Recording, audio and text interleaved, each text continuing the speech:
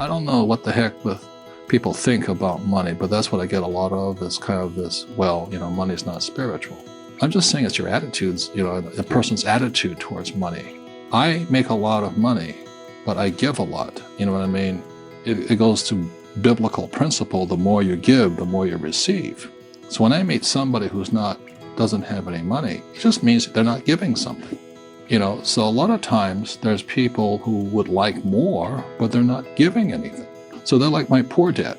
He belonged to the labor unions, and he wanted to work less and get paid more. Well, that's anti-religious to me. If you want to get paid more, work more, give more. That's how I see it.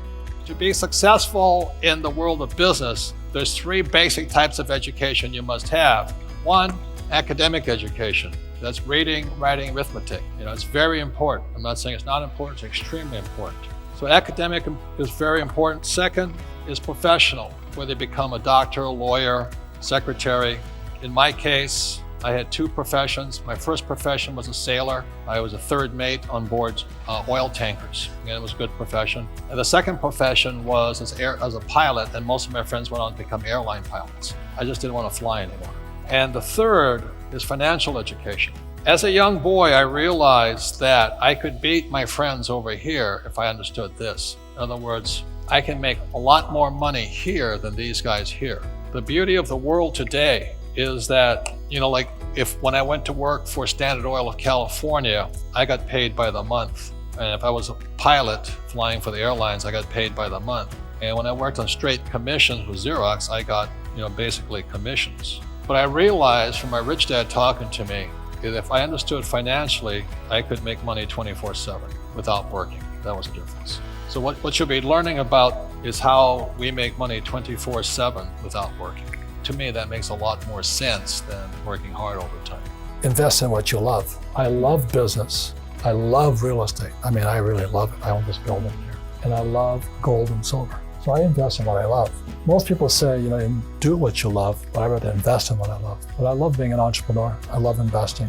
It's like Shark Tank to me. I'm always looking at new businesses, new deals. It's just a game like this. When you look at the financial statement, that's like the scorecard. It's like your golf scorecard is your financial statement. But as you know, our schools teach us nothing about financial statements. Only lazy people use their own money. And that's because I have spent much of my life raising capital. Today you have crowdfunding and all that stuff. But the reason I had to learn to raise money was because I had no money.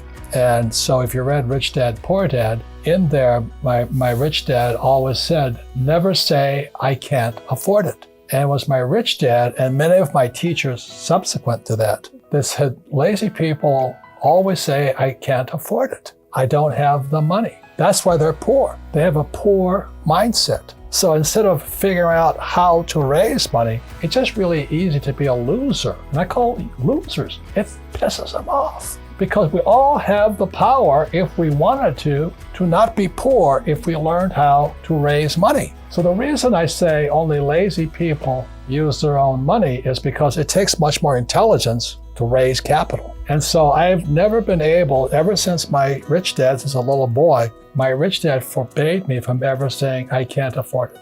He says, figure out how you can afford it. How can you do something? Figure out how you can do something. So over my lifetime, most of the projects I've started, I've never had any money. I like not having money because it forces me to think. I get creative. I have to educate myself. I have to talk to rich guys. How'd you do this? How'd you do that? How'd you do that? And what has happened to me, I just turned 72, I've never needed money because if I need money, I figure out how to raise it. So today you guys have crowdfunding and all that. I don't know what that stuff is, but it's easy to say I can't afford it. All the poor people say I can't afford it. All the poor people say, well, let's tax the rich. All the poor people are saying, well, give me a free education, free food, free schooling, free manicures, free pedicures. There's laziness. Why did I say only lazy people use their own money? Because lazy people always say I can't afford it. I can't do it. It's easy to say that. And that's why they're poor. It's harder to go raise $1 million than to say I can't afford it.